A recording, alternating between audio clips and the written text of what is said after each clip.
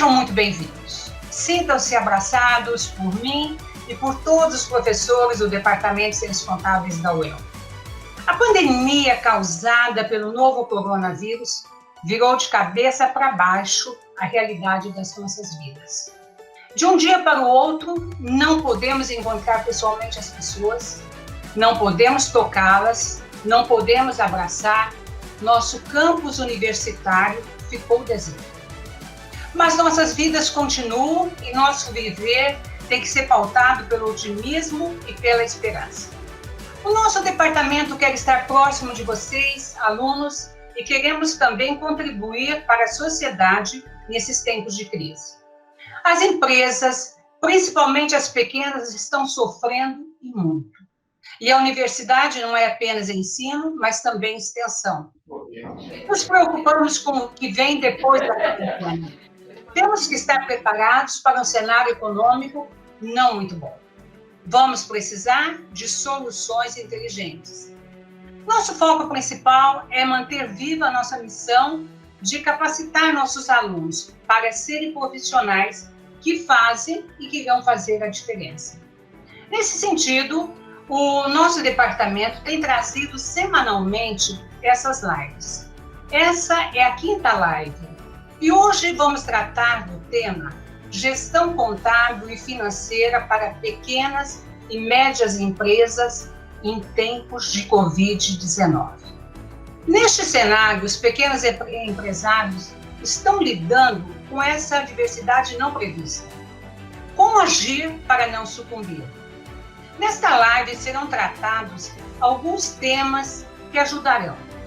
Estão conosco hoje os professores Sr. Daniel, que nos dirige, o professor Marcelo Tarifa, que tratará dos benefícios contábeis e financeiros a partir das medidas tributárias temporárias editadas. O professor Regis Garcia vai abordar os problemas com a falta de controle como uma ameaça à sustentabilidade do capital de giro. O professor Eric Ferreira mostra as análises de curvas de fluxo de caixa para aplicação de medidas redutoras de insolvência financeira. E nosso convidado especial, a quem agradecemos muitíssimo, o professor Reinaldo Camacho, da Universidade Estadual de Maringá, ele fecha mostrando a necessidade de ajustes na estrutura de custos em tempos de crise e as consequências da ociosidade. Então, vamos a nossas mensagens dessa noite. Professor Daniel. Ok. Professora Cidinha, obrigado pela abertura. E para começar, né, sem delongar muito, nosso primeiro palestrante, professor Marcelo Tarifa. Professor Marcelo? Por aí? Boa noite, todos me ouvem bem? Inicialmente, eu gostaria de dar as boas-vindas a todos, acadêmicos, comunidade externa, meus colegas docentes que estão participando hoje dessa live, professor Daniel, professor Eric, professor Regis, especialmente aí o professor Reinaldo Camacho, da nossa co-irmã Universidade Estadual de Maringá, também os colegas, o professor, meu grande amigo, professor José Manuel da Costa, diretamente do Rio Grande do Sul, professor Romildo, também da Universidade Estadual de Maringá. É uma satisfação enorme tê-los aqui conosco. Eu acho que a ideia da noite de hoje, quando nós fizemos a proposta alguns dias atrás, não dá tempo de dar semanas, né, mas sim dias, era, acima de tudo, nós realizarmos uma reflexão do ponto de vista contábil em relação aos impactos, principalmente econômico-financeiros, que as pequenas e médias empresas brasileiras estão sofrendo em virtude desta pandemia. Para tanto, nós elencamos aqui, claro, alguns temas. Eu, particularmente, vou abordar essa parte mais vinculada, além de uma reflexão a questões sociais, a questões tributárias, como foco até decisorial desses gestores, e os meus colegas, na sequência, entrarão numa abordagem um pouco mais financeira, de fluxo de caixa, de gestão de custos, que eu acho que essas ferramentas e esses conceitos da ciência contábil, acima de tudo, nos dias atuais, que são dias muito difíceis para os pequenos, para os médios empresários, eles estão sendo colocados em prática, né? Por bem ou por mal, nós brincamos, mas é um momento em que as empresas estão se reinventando, é um momento em que os empreendedores estão tendo que tomar decisões a curtíssimo prazo, e o mais difícil de tudo é tentar vislumbrar um cenário de médio e longo prazo. Isso é muito difícil para qualquer gestor, seja um microempreendedor individual, seja o gestor de uma grande indústria no nosso país ou até mesmo fora das fronteiras nacionais. É um problema muito sério que o mundo inteiro está enfrentando. Por mais que a gente rode as melhores modelagens matemáticas, quantitativas, econômicas, para tentar prever o cenário, o impacto real, econômico, financeiro desta pandemia, eu acho que dificilmente nós chegamos a um denominador comum e a algo muito específico. Então, eu acho que é um cenário que, se Deus quiser, todos que estão presentes aqui, todos os familiares, vão superar, e daqui a alguns anos nós vamos estar lembrando desses momentos em que a gente não pode ter o contato físico, conforme a professora Cidinha acabou de comentar, a saudade que nós temos aí da sala de aula, dos eventos, dos congressos, das nossas universidades, das nossas faculdades, mas acho que vai ser um momento muito bom de reflexão, né? Professor Daniel, se puder passar o slide, né? Eu vou direcionando, o professor Daniel vai nos auxiliando aí sempre de maneira muito gentil.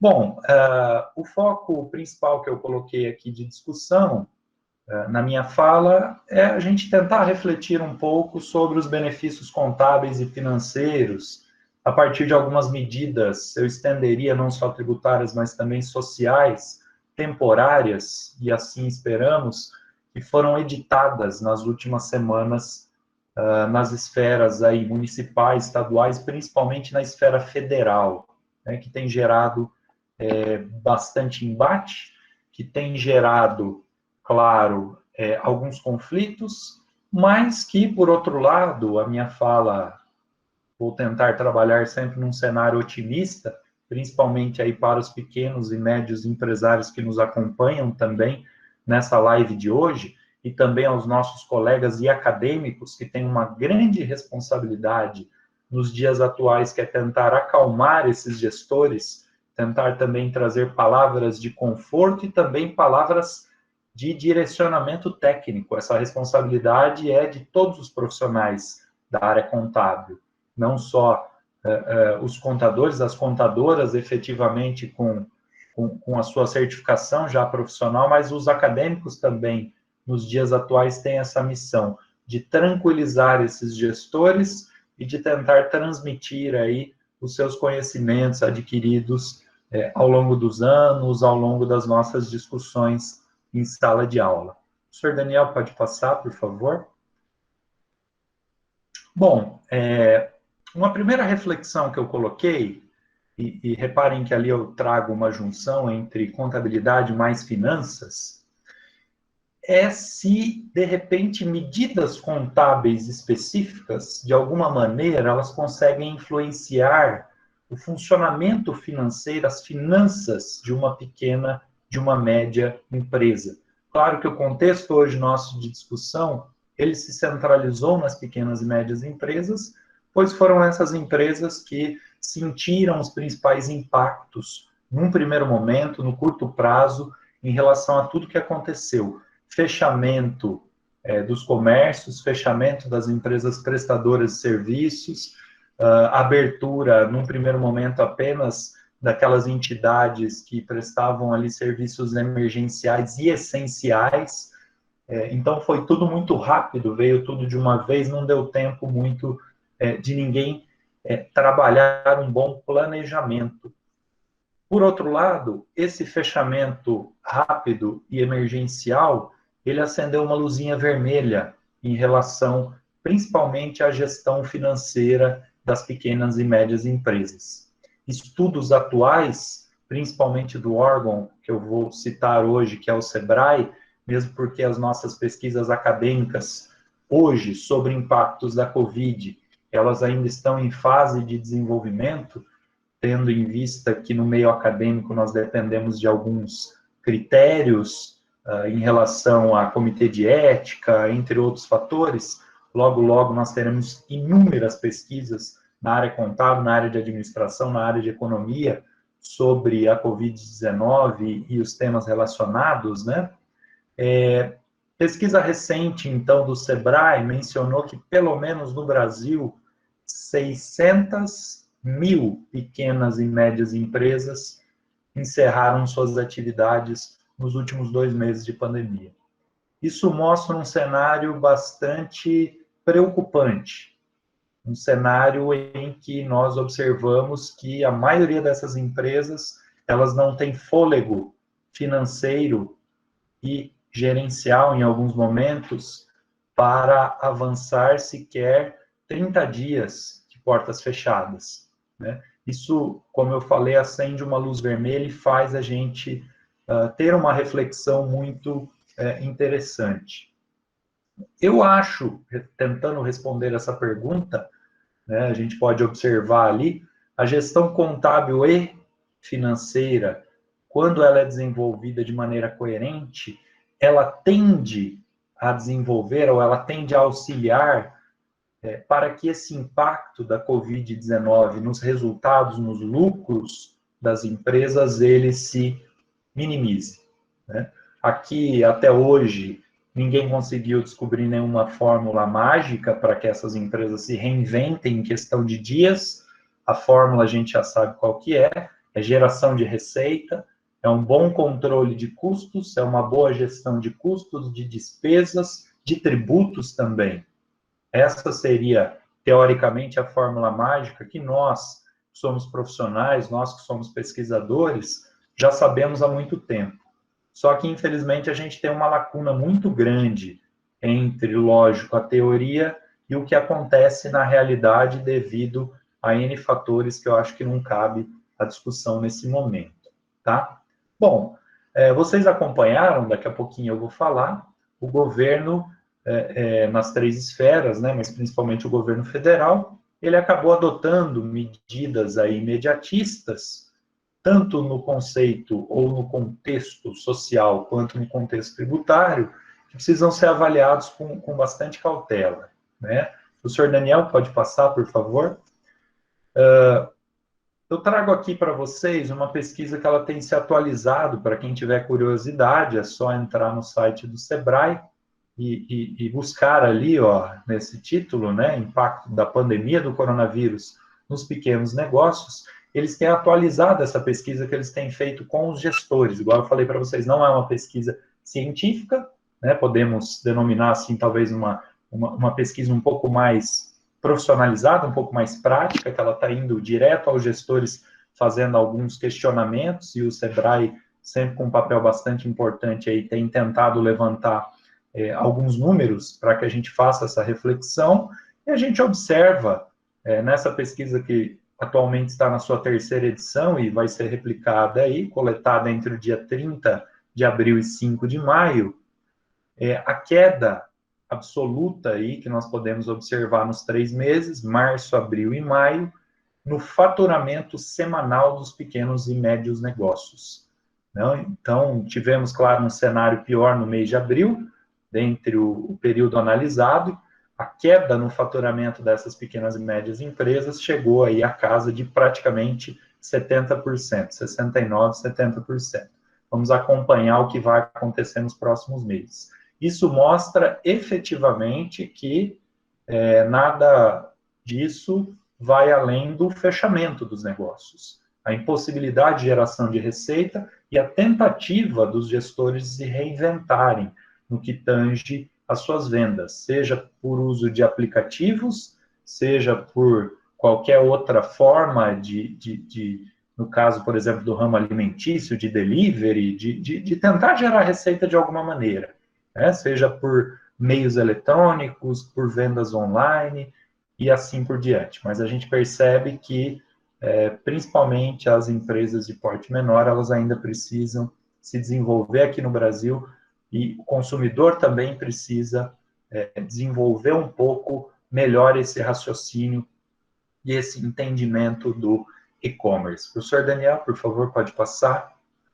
Um outro número que eu trago para vocês, também dessa pesquisa, né? Olha só, no que tange a parte pessoal, que é o que eu já vou falar rapidinho na sequência, 29%, então ali a gente vê as ações na parte de pessoas, na parte pessoal, ações de redução de custo de pessoal dos empresários que possuem funcionários. 29% dessas empresas suspenderam os seus contratos, 23% deram férias coletivas, 18% reduziram jornada de trabalho, consequentemente com redução de salário, e 8% acabou reduzindo a jornada com compensação do seguro-desemprego. Aqui a gente já começa a observar alguns critérios que nós temos e algumas opções que esses empresários têm para tentar minimizar a queda de faturamento que nós acabamos de observar. Senhor Daniel, por favor.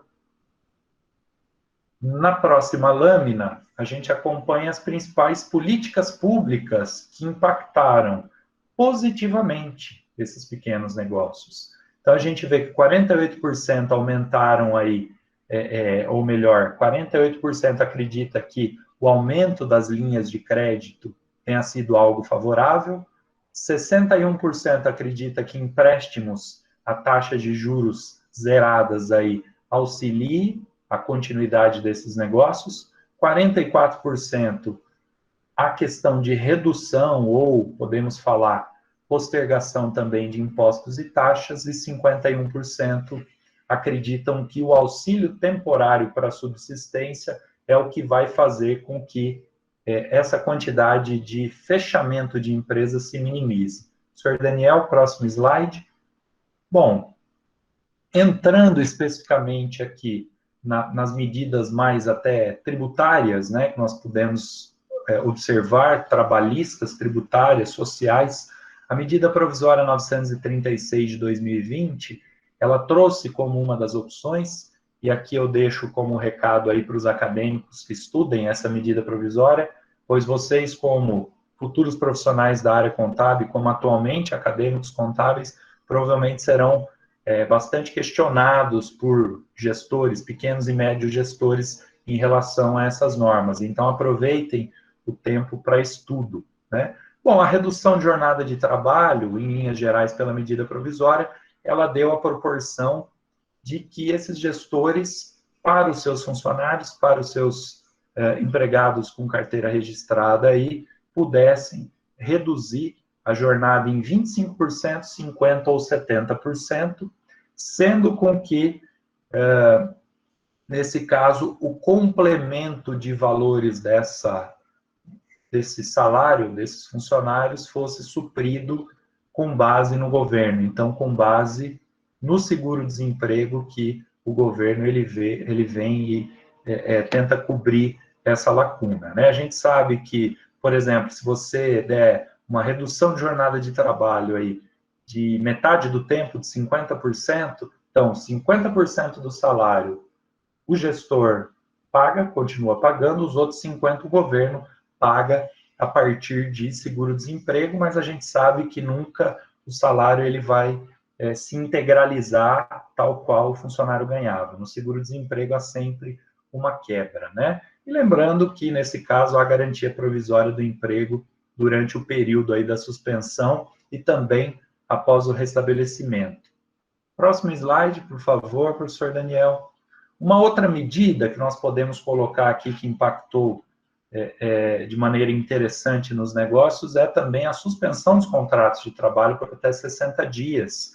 Nesse caso, empresas aí, que é justamente o que pega a faixa das pequenas e médias com rendimento bruto de até 4,8 milhões em 2019, o governo ele ficou responsável pelo pagamento do benefício. Então, do mesmo modo, você como gestor suspende o contrato de trabalho de seus funcionários, o governo, com base no seguro-desemprego, né, nos critérios de cálculo do seguro-desemprego, ele vai, entre aspas, aí, arcar com esse custo, né, com esse gasto, tá? Do mesmo modo que a redução à suspensão, ela também dá uma garantia provisória aí, num período da mesma proporção, né, do emprego desse funcionário nessa empresa. Então, se de um lado o governo ele dá esse benefício, por outro lado ele tenta garantir aí a estabilidade de alguns trabalhadores para que os efeitos, os impactos econômicos não sejam tão grandes assim. Professor Daniel, por favor, próximo slide. Como as nossas falas elas são aqui limitadas para que a nossa live ela seja mais interativa, né? ela seja mais aproveitável, a última medida tributária que eu coloquei aí, basicamente, são as prorrogações dos impostos. Então, por exemplo, ali, se a gente pegar um microempreendedor individual, aquele valor que já é um valor baixo, né, que o MEI paga de, em média, R$50 por mês, vencimentos abril, maio e junho, eles foram prorrogados lá para outubro, novembro e dezembro, tá? O que é interessante? Aquele pequeno empresário, se ele tiver os R$50 à disposição, né, se ele perceber que pelo planejamento financeiro dele, ele tem condições de pagar, vale a pena? Eu acho que vale a pena, senão nós vamos incorrer num outro problema que é o que o professor Eric e o professor Regis vão abordar na sequência em relação a problemas de fluxo de caixa. Reparem que pequenas empresas optantes pelo Simples Nacional tiveram a postergação. Pela primeira vez, o Simples, como um imposto único, ele foi quebrado no que tange vencimentos aí. A parte federal, também vencimento abril, maio e junho, ela foi jogada lá para o último trimestre de 2020. Agora, a parte estadual e municipal, por exemplo, aqui no estado do Paraná, ela foi prorrogada para os vencimentos aí para os meses julho, agosto e setembro. Então, eu encerro aqui a minha fala dizendo que, acima de tudo, além dessas medidas que nós temos, é muito importante para o gestor ele também já fazer uma programação dos próximos meses em relação às suas decisões financeiras, em relação ao seu fluxo de caixa, porque o benefício é uma coisa, né? A isenção é uma coisa, a prorrogação é outra coisa. Então, acho que vale a reflexão. Agradeço imensamente. Ao final, a gente vai estar à disposição para perguntas. E eu volto a palavra agora para o professor Daniel. Muito obrigado. Professor Marcelo, obrigado pela fala, bem ampla, abordando aí os aspectos da contabilidade, bem focado para o nosso atual cenário da Covid-19 para o micro e pequeno empresário. Já, sem demorar muito, vou passar a palavra ao professor Regis Garcia para dar sequência no assunto. Professor Regis. Obrigado, professor Daniel. Obrigado a todos que estão presentes aí na nossa live. Uma satisfação muito grande estar ao lado dos colegas, professores. E não vou nominar todos porque são vários que estão participando, né?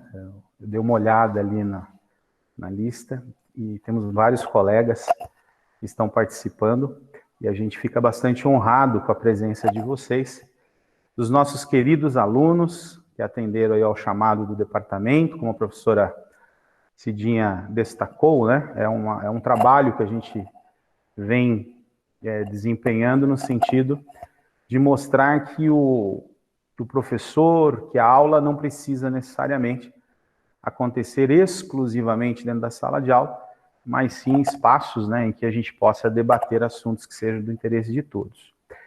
Meu agradecimento especial ao professor Reinaldo Camacho, que nos deu o privilégio de podermos, durante essa live, trocarmos algumas experiências. É sempre um prazer tê-lo aqui conosco. Eu vou falar sobre a questão do capital de giro, mas sobre os reflexos sobre o capital de giro, de um aspecto que, infelizmente, pela realidade e pelas limitações das pequenas e médias empresas, acaba sendo uma prática constante, que é a da falta de controle, né? Para ilustrar aqui esse nosso bate-papo, eu gostaria de contar uma história para vocês, que tem origem no ano de 2019, quando um colega consultor, a gente tem parcerias na área de consultoria empresarial, e a área específica dele é a gestão de processos.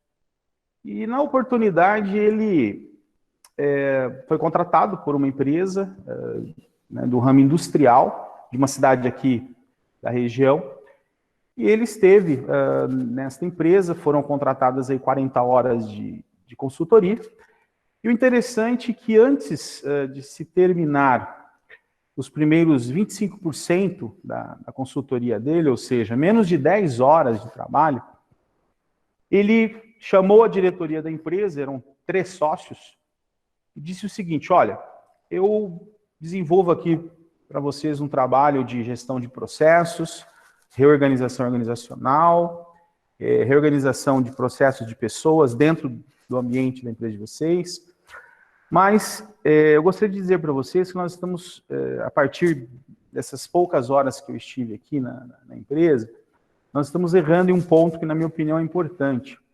E ele disse uma frase lá para os sócios que é a seguinte: nós estamos tentando resolver o problema da construção ou da reconstrução dessa casa, começando pelo telhado.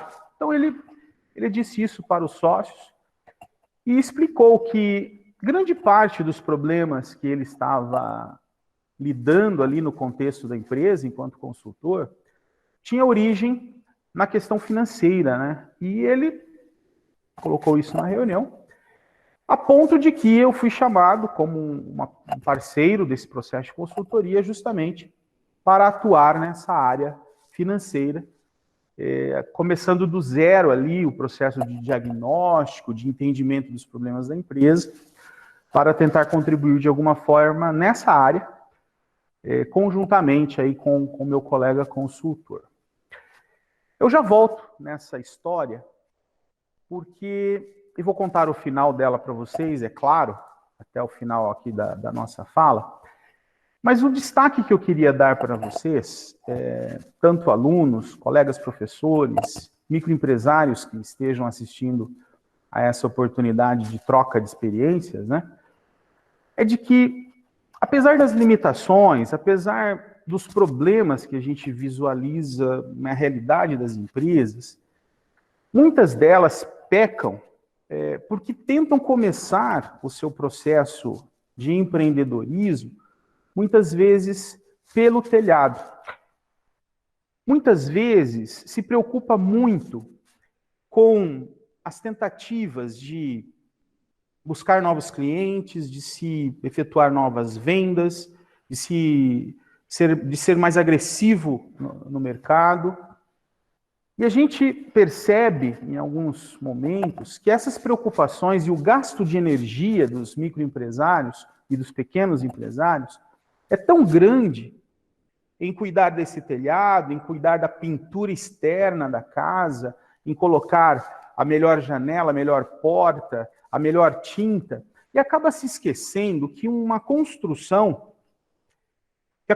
de um negócio, de empreendimento, ela começa, na verdade, pelo alicerce, pelas bases, pela o que se chama de fundação. Nós vemos prédios tão grandes que não caem, que não movimentam, né, com toda a chance disso acontecer em cidades em que o solo não é tão rígido ou que venta muito, né? Mas a gente percebe ali que o prédio teve uma boa fundação e por isso não cai, por isso não se movimenta. A falta de controle no contexto da micro e pequena empresa, é claro que deriva, e muitas vezes, da falta de recursos. É claro que deriva, muitas vezes, da falta de conhecimento dos proprietários sobre o que é um contexto empresarial que envolve muito mais do que lançar um produto e vender, do que prestar um serviço e receber. Não que não sejam importantes essas áreas, mas não é objeto aqui da minha fala. Então, meu foco aqui é na questão do controle como um instrumento que contribui para que os alicerces financeiros da empresa estejam bem sedimentados a ponto de que, num momento como esse, de crise, de uma pandemia, as empresas possam estar melhor estruturadas. Eu me lembro aqui de um outro caso real, de uma dessas distribuidoras de bebida, né, que a gente tem contato, às vezes, no final de semana, não quer ir a um supermercado, vai naquele ponto ali mais próximo de casa, e que é uma grande distribuidora, né, que fica próximo, inclusive, da casa, né, da minha sogra, onde eu frequento, às vezes, final de semana, às vezes sempre, né, final de semana. E é muito interessante que um dia eu perguntei, né, claro, a gente como professor acaba, né, trocando algumas informações que sejam de interesse depois para ilustrar as nossas aulas. Eu perguntei, olha, eu vejo que vocês têm um caderno aí, né, e vocês não anotam o que está vendendo, vocês só põem o valor, né? E aí a mãe do proprietário, que estava no caixa naquele momento, falou para mim, olha, é que é o seguinte, a gente aqui tem um fluxo tão grande de pessoas que a gente, se tivesse aqui um computador para lançar, a gente não daria conta, né? Então a gente anota o valor, porque pelo menos assim eu sei no final do dia quanto eu vendi, né? E aquilo ficou na minha cabeça pelo seguinte, essa informação para esta empresa, para essa distribuidora de bebidas, do quanto se vendeu, sem saber se foi refrigerante, se foi cerveja, se foi vodka, né, se foram cigarros, carvão, gelo, as coisas que se vendem nesses espaços. Sem saber disso, o que era importante para aquele contexto era saber quanto ela vendeu, né? E aí eu pensei comigo, indo depois, né, caminhando até de volta, falei, poxa, muitas empresas não fazem nem isso, né?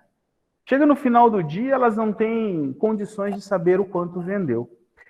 E numa outra oportunidade, conversando com o proprietário, né, do estabelecimento, ele disse que tem um outro caderno, então ele tem um caderno para venda e um outro caderno onde ele lança as compras, os pagamentos, sempre por regime de caixa.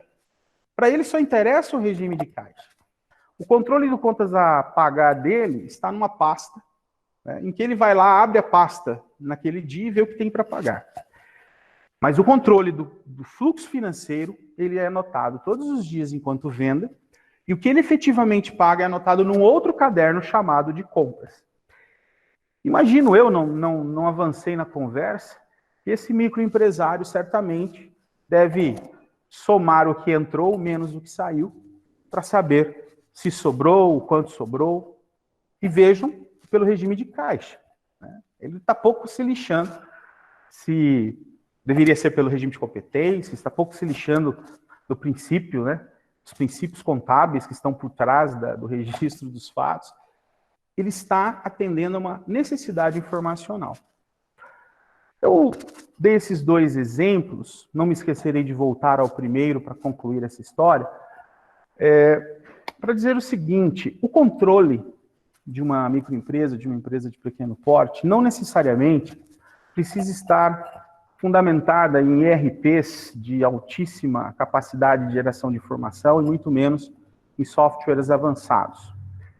Mas que se tenha e que se busque o mínimo de controle possível para que se garanta o que a gente, né, chama no mercado de sustentabilidade do capital de giro. Embora a palavra de sustentabilidade tenha muito a ver, no contexto atual, com equilíbrio do meio ambiente, com sustentabilidade ambiental, com equilíbrio entre a geração e o consumo de recursos, na empresa, esse mesmo conceito pode ser aplicado.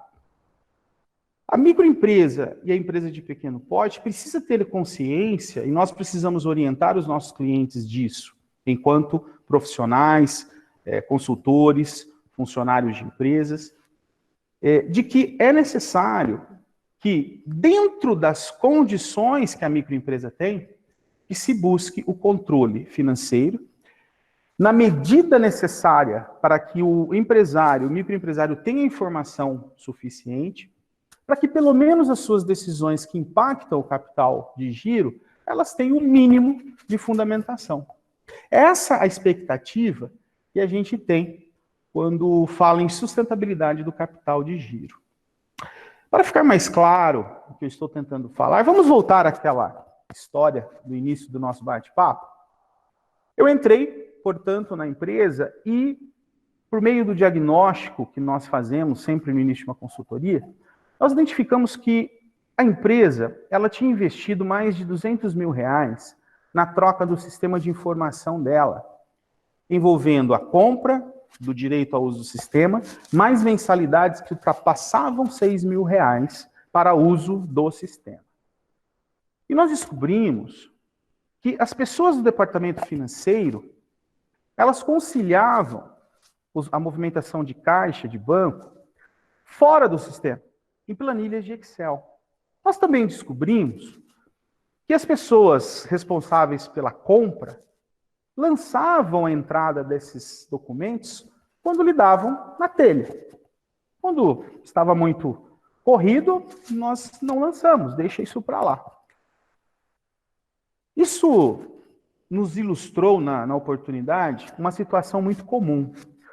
Nós podemos ter o melhor sistema, podemos ter o melhor ferramental informacional, mas se não houver a cultura do controle, se nós não temos a cultura, busquemos quem tem, nós não conseguiríamos fazer a máquina empresarial andar.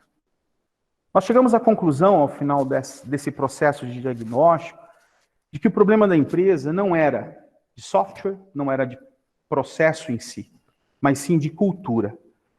Faltava a cultura que valorizasse o controle. E claro que, como consequência, essa empresa tinha muito problema de gestão de capital de giro, como muitas outras empresas também o têm. Eu não quero dizer aqui que as empresas têm dinheiro sobrando, eu não quero dizer aqui que as empresas não sabem gerir o que sobra. Ao contrário, muitas não geram sobras porque não construíram a base, o alicerce da casa. Ainda estão trabalhando no enfeite, ainda estão preocupadas com o telhado. Nas discussões prévias a essa live, conversando com um colega, o professor João Américo, ele citou uma opinião dele, né, de que um dos grandes problemas das microempresas é a distribuição total dos resultados que ela gera. E aí tivemos outras participações naquela discussão de outros colegas. Mas a empresa não gera resultado. Como que o problema é a distribuição total? E depois de outras participações, eu chego à seguinte conclusão, né? Todos estão certos. O professor João Américo, né, que está aqui presente, inclusive, na live, foi muito feliz quando disse que, sim, a empresa não tem controle, então tudo que ela gera, ela mistura com o recurso do sócio. E isso, certamente, é um grande problema. Nós não vamos falar aqui da questão do princípio da entidade, mas vamos lembrar aqui de que, no mínimo, a microempresa, a empresa de pequeno porte, a MEI, né, microempresa individual, ela precisa separar os movimentos de caixa da PJ, pessoa jurídica, da própria pessoa física. Meu tempo aqui acaba de se esgotar, então eu concluo a minha fala dizendo o seguinte, né? Segundo pesquisa da revista Fortune, uma das revistas muito respeitadas no mundo, 80% das empresas, e aí não importa o porte, não está naquilo que ela planeja, mas está na forma como ela executa aquilo que ela planejou. A execução do que você pensa em fazer é importante, mas em se tratando de pequena e microempresa, além da execução, além de primeiro você fazer a base, construir as paredes e depois cuidar do telhado, é necessário o controle efetivo do que está acontecendo. A avaliação do desempenho na sua forma mais simples quanto possível, dentro das condições desta micro e pequena empresa. Só assim, com essa visão e com esse aculturamento do controle, é que a gente espera que em novas situações problemáticas como essa que nós estamos vivendo, nós consigamos preparar melhor as nossas empresas para superarem estas difíceis fases.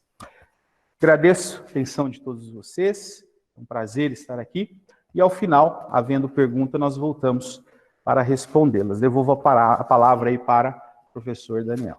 Professor Regis, muito obrigado. Brilhante, como sempre, trazendo uma experiência aí de mercado, né? Também essa vivência colabora para o nosso processo de discussão e ajuda a gente a poder compreender esse quadro como um todo e ainda mais nesse cenário que a gente vem destacando agora. O próximo professor é o professor Eric Ferreira. Eric está por aí? Passando a palavra para o Eric. Obrigado. Muito obrigado a todos que estão aqui acompanhando a nossa live de hoje. É sempre uma alegria e também uma honra tê-los aqui nessa nossa discussão sobre contabilidade, gestão contábil e financeira. E é de fato que o efeito da Covid-19 tem impactado bastante as empresas dentro do mercado. As empresas estão preocupadas, os empresários estão preocupados, e nós, contadores, precisamos estar preocupados também em atender com informações e com orientações também os empresários que vão tomar as suas decisões. Só para a gente ter uma noção, uma pesquisa divulgada pela Federação Internacional lá do Canadá comenta que 30% das empresas lá no Canadá estão com tendência a fechar o negócio no próximo mês, no mês de junho. Um outro estudo que saiu recentemente também, numa pesquisa científica, agora dessa vez em relação aos Estados Unidos, indica que 43% dessas empresas estão com sérios problemas financeiros, estão preocupadas em relação aos declínios, no que diz respeito aos fluxos de caixa, no que diz respeito ali ao elevadíssimo volume de despesas que não conseguem arcar. Então, 43% das empresas estão sofrendo bastante. Aqui no Brasil, no Paraná, também já saiu uma pesquisa indicando que teve uma queda de mais ou menos cerca de 15% na emissão de notas fiscais, quando considerado todas as atividades que são efetuadas no Paraná. Então, teve uma queda, por assim dizer, podemos traduzir, como 15% no faturamento das atividades nas atividades aqui no Paraná. Mas esse número, ele pode ser injusto, se a gente considerar que teve alguns setores na nossa economia que mantiveram as suas atividades, que são conhecidas como as atividades essenciais. Se a gente pegar, por exemplo, os restaurantes, que é uma atividade não essencial e que em várias localidades tiveram que parar e trabalhar com entrega de marmitex, por exemplo, esses restaurantes eles tiveram ali uma queda em termos de faturamento de 40% a 60%. E aí, olhando todos esses números e também olhando aos números que o professor Tarifa já apresentou também, com os números do Sebrae, a gente pode perguntar, e agora, né? Então, é importante, no primeiro momento, buscar entender qual é a situação que as empresas estão passando, qual é o momento atual em que estamos, pensando aqui no ponto de vista contábil, financeiro, e aí, a partir daí, pensar em termos de gestão. O que pode ser feito para estabelecer em termos de medida, de forma a minimizar esses impactos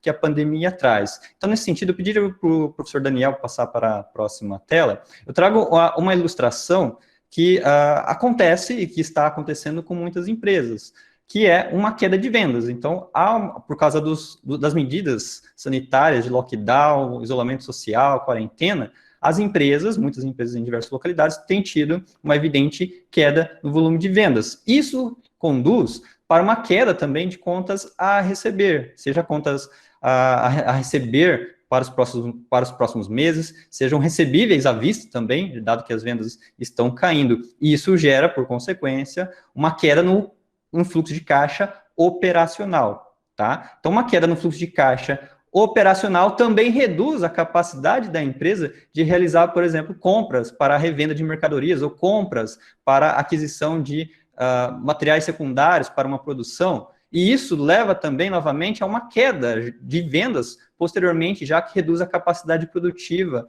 daquele estabelecimento comercial ou daquela pequena indústria, por exemplo. Então, alguns autores chamam essa imagem de ciclo da morte financeira ou então espiral da morte, já que ele entra num ciclo vicioso de quedas. E é importante entender o que o empresário pode fazer num cenário como esse. Se a gente buscar, olhando para o próximo slide, buscar visualizar aqui o estado saudável de um fluxo de caixa operacional, especificamente, a gente vai ver que em condições normais de temperatura, a empresa terá lá um volume de receitas se tornando caixa, sendo recebidas no caixa, no banco, e isso sendo maior do que o volume de despesas e custos que ela tem. Então, isso é uma situação favorável em que a empresa, através dos fluxos de caixas operacionais, ela consegue ali gerar uma situação positiva. Se a gente olhar esse fluxo de caixa numa situação saudável, a gente vai ver que o saldo acumulado diário de fluxo de caixa vai ser sempre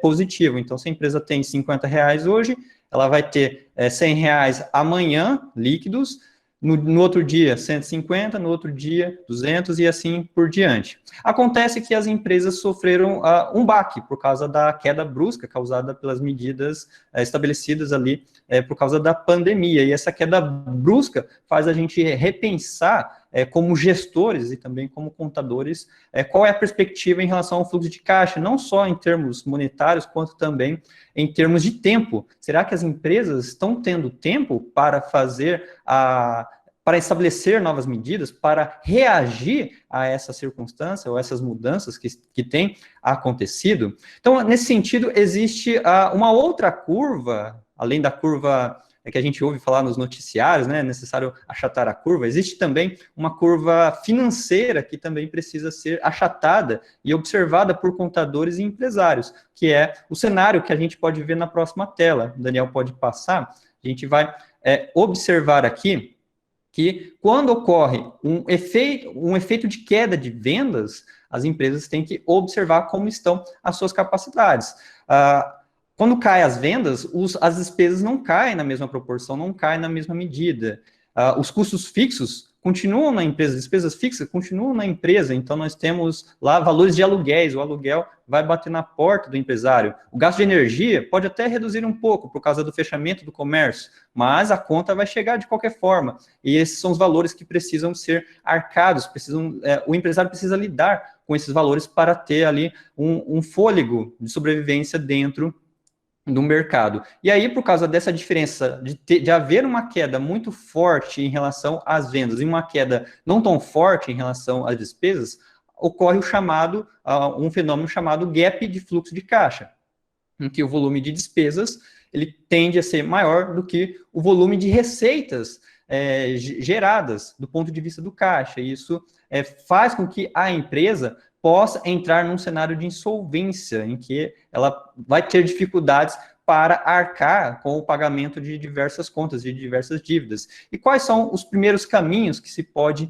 tomar nesse sentido? A gente pode pensar, por exemplo, em renegociações com fornecedores. Tem empresas aplicando estratégias de transformar passivo circulante em passivo não circulante. Vamos fazer renegociações e vamos postergar dívidas para aliviar o fluxo de caixa no atual momento. Então, isso é uma possível medida. Outra medida é trabalhar melhor o pós-venda, porque é muito melhor ter ali em mãos R$80 para fazer a gestão desses R$80 do que não ter, ou do que ter a certeza de não ter os R$100 da venda que foi realizada. Então, às vezes, medidas relacionadas a descontos, promoções, podem ali ser benéficas também em relação à aplicação por parte desses empresários. Então, aqui, conforme a gente pode ver, quando a gente observa o saldo acumulado diário do fluxo de caixa líquido, nessa circunstância, a gente vê literalmente uma curva que precisa ser achatada através dessas medidas.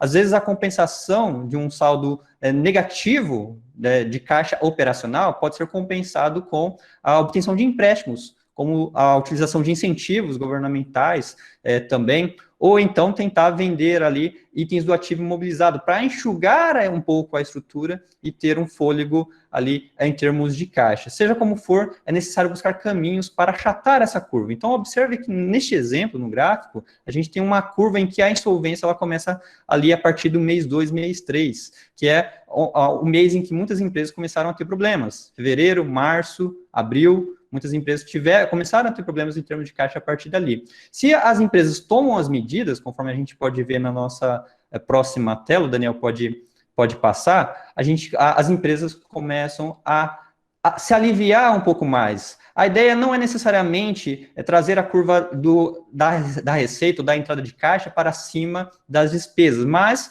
as medidas que podem ser tomadas vão ajudar a diminuir o gap e a aproximar a curva das entradas de caixas em relação às saídas de caixa. Isso ajuda também a abrandar a curva. E o tempo em que a insolvência ocorreria, ao invés de acontecer em março, abril, vai acontecer mais para frente, vai acontecer lá em julho, em agosto. Isso permite que o gestor, o administrador, consiga ter mais tempo para ele se reorganizar o seu negócio e aí ter tempo também suficiente para rever o seu planejamento em termos de caixa, em termos de orçamento de caixa. Isso são coisas que precisam ser revistas nesse momento e ser reestabelecida dentro do mercado, diante dessas novas condições. É claro que o normal, que antes se conhecia, não vai voltar. Agora nós temos um novo normal, e isso também se aplica aos aspectos financeiros, e é necessário que as empresas se adequem a essa nova realidade, sejam com vendas online, sejam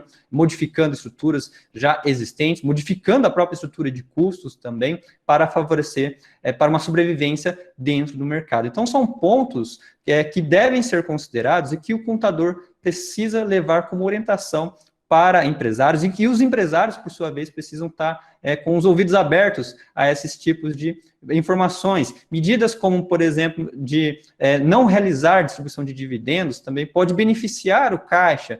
Outras medidas, como tentar preservar ali o caixa em termos de pagamento, vamos fazer renegociações para não fazer pagamentos agora, vamos tentar obter descontos, vamos conversar com os nossos fornecedores, vamos conversar com os clientes, de forma a valorizar o caixa da empresa. Então, isso são pontos que devem ser levados em conta. E eu destaco aqui o planejamento orçamentário de caixa, a revisão dele, ele pode ser muito útil nesse momento para que os empresários e gestores enfrentem essa situação de pandemia. Então, era mais ou menos isso o recado que eu gostaria de deixar. Vários professores aqui complementaram, o Tarifa complementou muito bem em relação às medidas governamentais e sociais, que isso também está trazendo contribuições para que as empresas, as pequenas e médias empresas, tenham um fôlego a mais em relação a fazer essa gestão com mais tranquilidade ao longo do tempo, para que esse momento da insolvência não aconteça agora, mas aconteça mais para frente, ou mesmo não aconteça, de fato, como é desejado, ok? Eu gostaria de agradecer aqui a presença de todos, mais uma vez, e repasso novamente ao professor Daniel, e aqui fica a mensagem que devemos buscar achatar essa curva financeira, não só a curva da saúde precisa ser achatada, mas também a curva financeira requer aqui preocupações em relação a esse achatamento. Obrigado, Eric. Muito oportuna a sua fala, principalmente um ponto tão crucial que é o caixa, né? Muitos já diriam caixa, cash is the king, né? Caixa é o rei, mas se a gente conseguir controlar bem, como você bem colocou, controlar essa curva, né? Fazendo aí uma comparação com a curva de saúde, isso é algo que vai ajudar bastante. Para finalizar aí a nossa live, o nosso convidado especial, o professor Reinaldo Camacho, vai também dar prazer aqui para a gente poder ouvir as palavras dele. Professor Reinaldo, está aí? Olá, boa noite a todos. Muito obrigado aos meus colegas, meus amigos da UEL. Quero agradecer a Cidinha, ao Daniel, Marcelo Tarifa, ao Regis e ao Eric pelo convite e por esta parceria bacana, que nós estamos fazendo. Eu, pela primeira vez, espero poder contribuir com vocês em outras oportunidades, nas quais eu pudesse ser útil.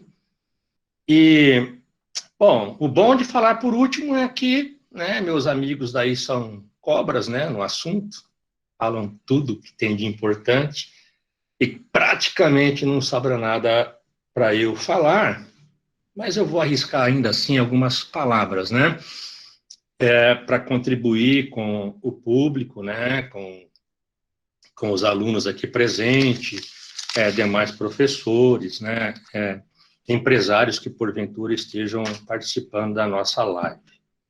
Bom, muito foi dito do efeito do coronavírus e talvez, o mais triste dessa história é o empresário, neste momento, lidar com a frustração.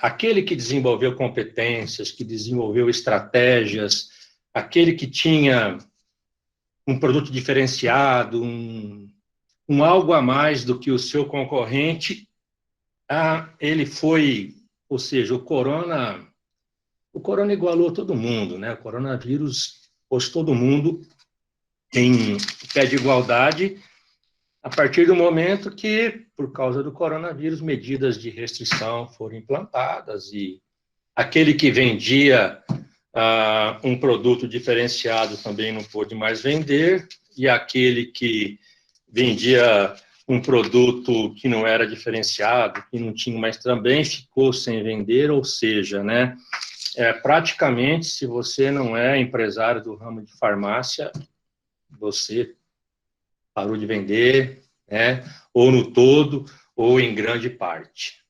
Consequência disso, como meus colegas que me antecederam já disseram, explosão, né, nas finanças da empresa, no capital de giro. Mas eu venho aqui dizer que, por conta, né, do efeito da queda das vendas, o empresário logo não precisou de ser um gênio para olhar para a estrutura de custos dele. E aí ele ficou assim, né, surpreso, né, que precisa tomar uma decisão e o momento é de muita incerteza. Como que ele vai tomar uma decisão neste momento, a toque de caixa, e ele não tem nenhuma perspectiva em termos de futuro, não é? Ele nunca imaginou uma situação tal qual essa. Quando eu digo que ele ficou surpreso, porque ele foi surpreendido com uma necessidade que nem nos seus piores pesadelos ele pode ter imaginado. A estrutura de custos, naquilo que diz respeito a se ele tem uma pequena indústria, os seus custos de material, de embalagem, com certeza eles foram reduzidos na mesma proporção que reduziu a venda. Isso não seria um problema para ele. Mas como o Eric, né, que me antecedeu, mencionou, né, folha de pagamento, aluguel, o sujeito tem uma pequena frota, e aí ele tem lá o seguro da frota para fazer entrega, ele tem impostos dos veículos. Então, essas contas fixas, que nós chamamos de contas estruturais ou custos estruturais, eles são o problema que estão diante do empresário nesse momento. Bom, e o que fazer, então, né? O que ele deve fazer? O que ele pode fazer? Bom, infelizmente, para uma grande quantidade deles, não há mais o que fazer, né? Como Marcelo Tarifa falou no começo, os dados que ele obteve no Sebrae, né? Algumas centenas dessas empresas foram varridas, né, da face da terra, né? Então, assim, não há o que fazer. Agora, aqueles que estão, né, vivos, aí vem a frustração, né? Agora, não vou mais pensar em me diferenciar, pelo menos por um tempo, não vou pensar em coisas, inovações, pelo menos por um tempo. Por um tempo eu preciso sobreviver, ok? Quer dizer, se eu estou vivo já é uma boa notícia. Então, assim, o que eu faço agora, né? O que eu posso fazer? Óbvio que ele vai ter que olhar para a sua estrutura de custos e tomar decisões difíceis de serem tomadas, né? Comparativamente a uma grande empresa, neste momento de recessão e de crise, as pequenas e as médias, elas sofrem menos, por um problema de escala, né? Uma escala grande, uma empresa grande, sofre muito mais. Hoje tem aí a notícia da Latam, que entrou com um pedido de recuperação judicial. 5% da sua capacidade estava em funcionamento, ou seja, 95% de ociosidade. Então, uma grande empresa, neste momento, ela tem problemas muito grandes com seus ativos, né? Imagina o que uma empresa vai fazer com uma fábrica, ela fecha a fábrica, ela vende a fábrica, não é simples uma decisão dessa, né? Por outro lado, uma grande empresa, no momento em que a economia volta a se aquecer, ela também tem, né, maiores condições de aproveitar as oportunidades que o mercado vai oferecer, porque ela é grande, né? Ela tem mais canais, ela tem mais estrutura e tudo mais. Voltando, então, ao pequeno e ao médio, que é o foco da nossa conversa, né? Bom, esse, né, teria e terá maiores dificuldades quando a economia retomar. Porque ele é pequeno, né? Ele, se surgir uma oportunidade, ele vai ter que ainda estruturar-se para aproveitá-la, né? Quantos foram os pequenos empresários, os felizes, que já tinham desenvolvido um canal de vendas pela internet? Esses ainda conseguiram alguma coisa em termos de venda. Outros sequer tinham desenvolvido alguma coisa de delivery. Então, esses, vou desenvolver, contratar alguém para desenvolver, estão indo atrás disso. Mas, voltando à história da sobrevivência, então, não tem outro remédio, o remédio é amargo, né? É mexer na estrutura de custos mesmo, porque ele precisa sobreviver. Mas, né, existe uma ideia que a gente pode, né, discutir com vocês e passar para vocês, que não é aquela redução de custos de forma linear, sabe? Como algumas empresas fazem, olhar lá a lista do balancete lá de contas e começar a cortar X% de alto a baixo, né? A ideia, acho que foi o professor Regis que falou em termos de processos, né? Em termos de sobrevivência, em tempos de sobrevivência, como eu acredito que sejam pelo menos o curto prazo agora, vamos dizer assim, os próximos 6 meses, que a empresa precisa sobreviver, eu não estou dando aqui uma consultoria, né, mas eu arriscaria orientar que a empresa não fizesse um corte de custos em termos linear, como eu disse. Que ela procurasse olhar para a sua empresa numa perspectiva de atividades. E aí, que ele pudesse responder a seguinte questão: quais atividades eu preciso para sobreviver? E quais, neste momento, embora sejam boas atividades, embora sejam atividades bacanas, importantes no meu negócio, mas sem elas eu sobrevivo.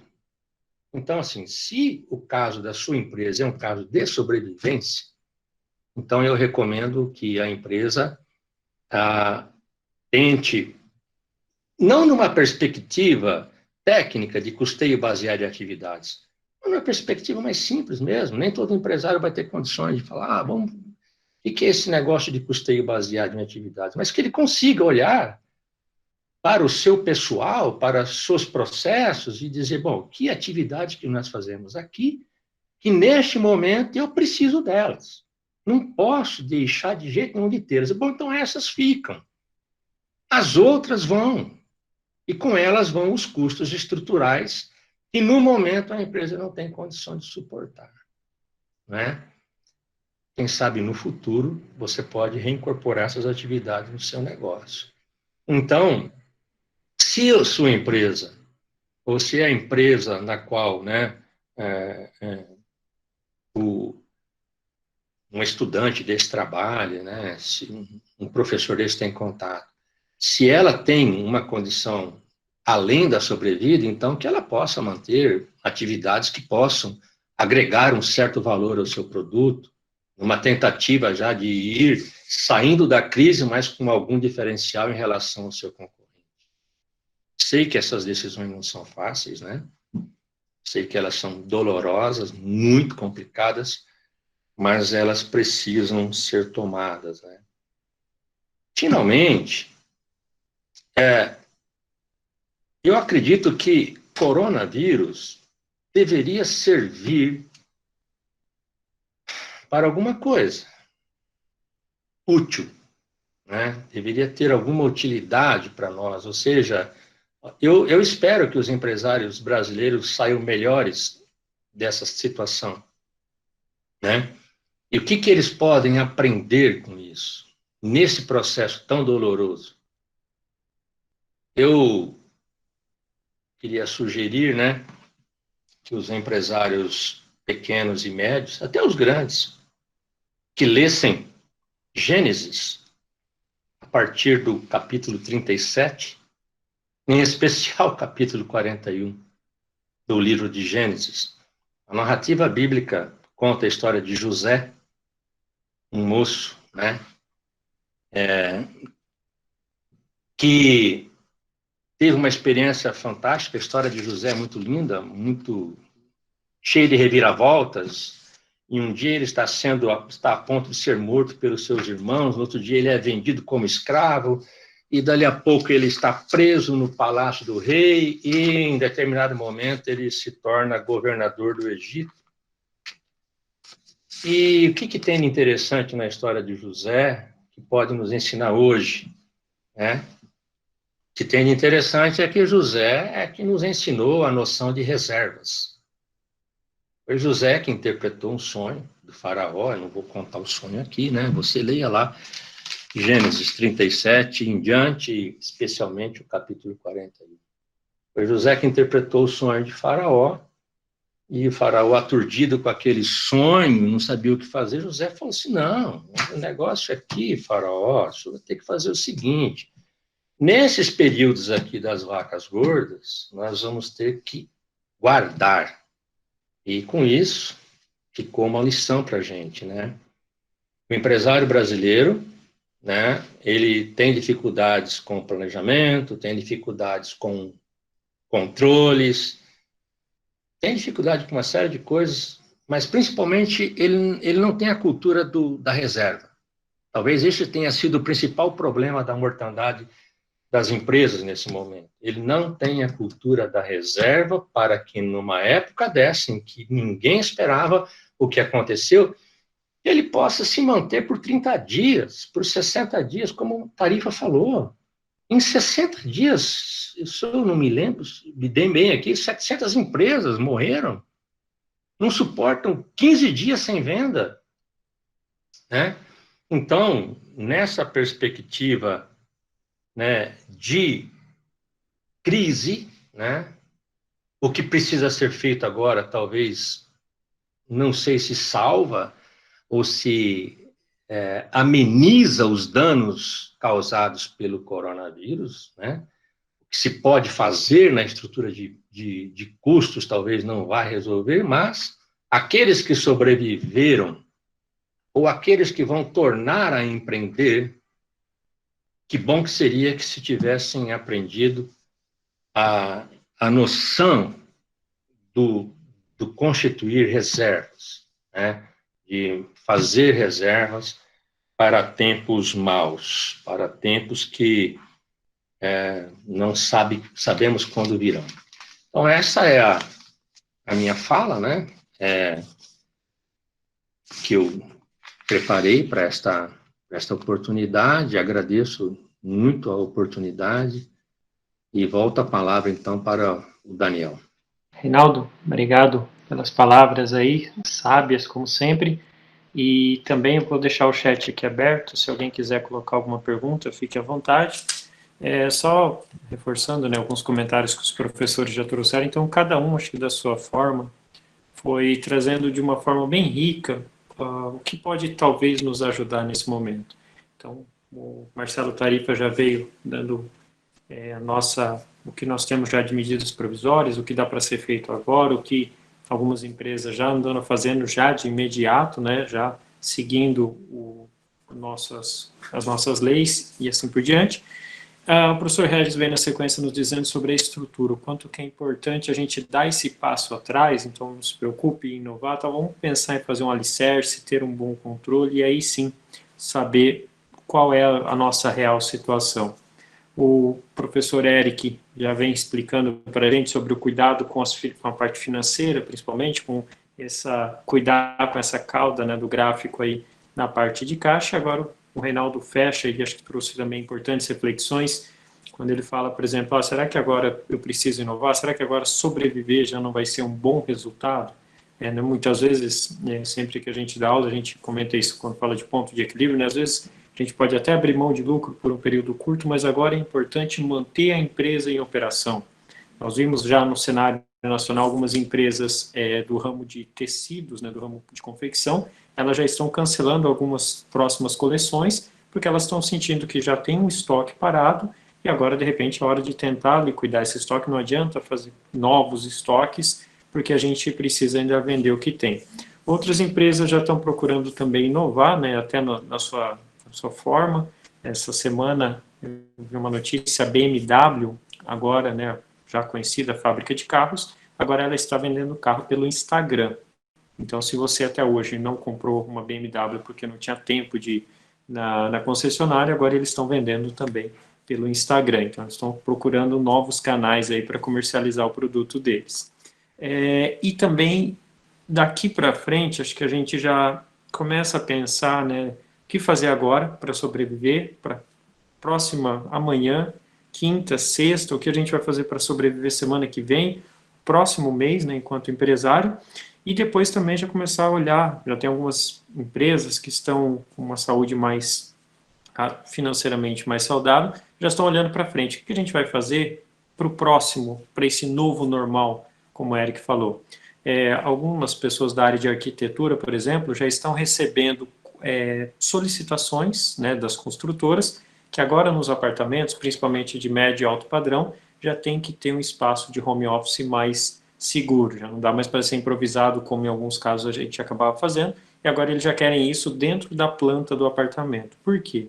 Já tem empresas que estão falando, a gente não volta mais para o escritório, a gente já vai ficar em home office. Tem alguns colegas em São Paulo e a empresa já comunicou, quando essa pandemia acabar, todo mundo em casa, ninguém mais volta para o escritório, só volta agora logística, produção, operação. Quem for escritório, boa parte vai fazer home office por uma questão de economia.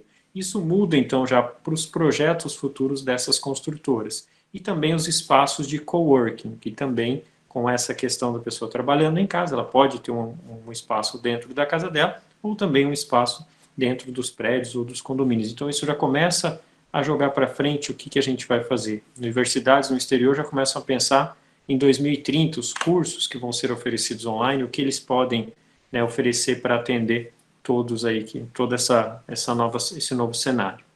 Bom, acho que a gente está aqui já sem perguntas, eu vou então finalizar a nossa live, já deu o nosso horário, e novamente vou agradecer, né, a dedicação, o tempo e a atenção de todos, né, os nossos palestrantes aí, a professora Cidinha, que falou primeiro, o professor Marcelo Tarifa, o professor Regis, o professor Eric, o nosso convidado especial, o professor Reinaldo Camacho, também, que dispôs aí do tempo para poder participar. Então, acho que tem essa possibilidade agora do online, também nos permitiu fazer isso, né, todos aqui mesmo distantes fisicamente, em outras cidades, mas nos unirmos aqui para poder passar esse recado. Agradeço a todos que participaram dessa live, que nos acompanharam, muito obrigado, e novamente aí nas próximas semanas a gente volta a divulgar as próximas lives. A todos que participaram, meu muito obrigado, aos nossos palestrantes, muito obrigado, fiquem bem e até a próxima.